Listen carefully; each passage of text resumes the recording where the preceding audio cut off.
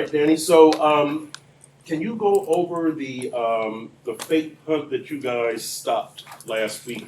What happened? What led to you guys' success on that play? It's tendencies, coaches' histories, and then the magnitude of the game a little bit. They were trying to make a play, and between the special teams coordinator and the head coach, a little bit of a history in that situation of trying to make something happen. So, guys did a good job. Fortunately, be able to make the play and set ourselves up in good field position, offensively. So, big play in that situation. Conversely, what would you say really led to the issues on the 93-yard kickoff? That's a negative question. Yeah, that's how. At least he went second. That's a combination of that's a very good returner who has had a lot of success getting back to the field and was able to make a great cut and get some guys out of their gap or trying to do too much, for lack of a better term, and then making a great cut. But there's illustration of a great returner. Did a really good job selling it and stuck his foot in the ground, got a guy out of the gap, and it's the same thing we talk about, or you guys talk about when you talk to the defensive coaches. When it's covering kicks it's like run defense, and you guys if you have gap integrity, you're going to have a chance. A chance. You don't have gap integrity, something bad could happen. Sometimes it's hard for me to tell what's a good block and a not good block. In other words, a clean block or an illegal block. Was that a cleanly blocked play?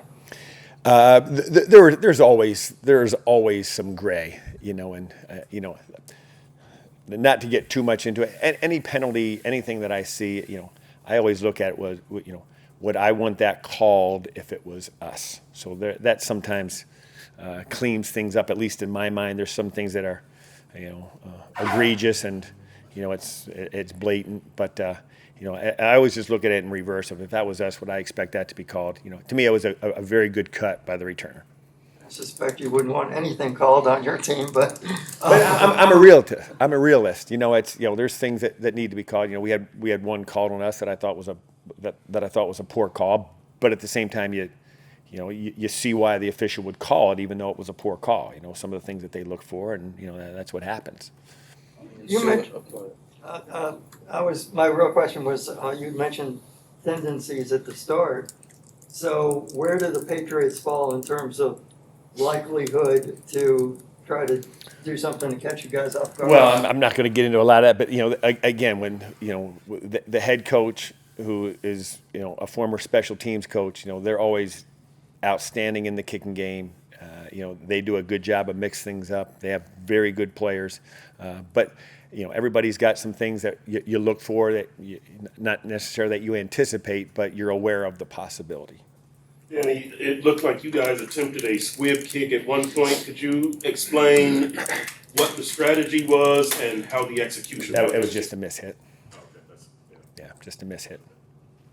Danny, any person who's lost on returns, do you think has been hurtful this year, whether it's Ethan Carter, whether it's someone else? I know Brandon Jones had played only 27 special team snaps before he went down. Whose absence has been hurtful? Well, obviously losing a guy like Ethan, and then with some of the other injuries, how offensively, defensively, with some of the transition of players, we had a little bit of a yo-yo there earlier in the year. It settled down a little bit the last 4 or 5 weeks.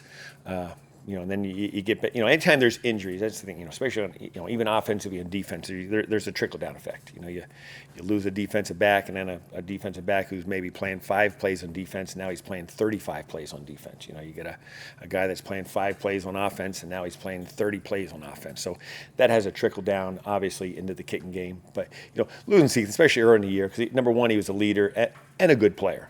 So that's, that was a loss. And the rest of it, hey, that's the game. There's years that you are clean and you don't have a lot of injuries, and then there's years you got to go through stuff. But obviously we all wish we could roll the same group of guys out there, with that continuity and playing together. And you're always going to be more successful when you have that, when you're moving people and changing people. But that's part of the game. That's what everybody goes through. And obviously, Keon Crossman was a marquee special team signing of the offseason. Has his snaps on special teams at all been impacted since he's essentially become the third corner? Yeah, without question.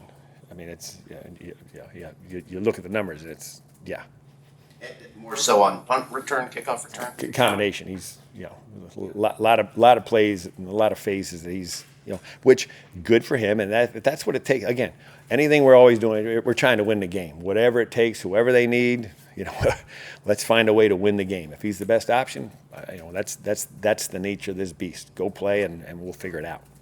Danny, at this time of year, we know guys want to win, and you guys are looking at a playoff berth. Do you have to talk to guys about just do your 111th, don't try to do too much? Oh, without question. And that is a little bit of the nature of the beast. If go play good football, know what to do, know how to do it to the best of your ability, and that'll give you a chance. As we all know, because we're playing good teams too. So that's the best way to give yourself an opportunity to be successful. And don't make these games any more important in your mind than the ones you've already played. Do what you're supposed to do how you're supposed to do it, and and give yourself a chance, and then let the pieces fall where they may. What's been the most disappointing thing? Well, the fact that we've given up some big plays, fortunately, like in this game, we give one up, but we're able to make one. But it ends up being a wash, and it's just the consistency. The next couple kickoffs, they start drives on the 10, they start drives on the 12, they start driving on the 20. But you 3 out of 4, you're good, but you can't give up those chunks.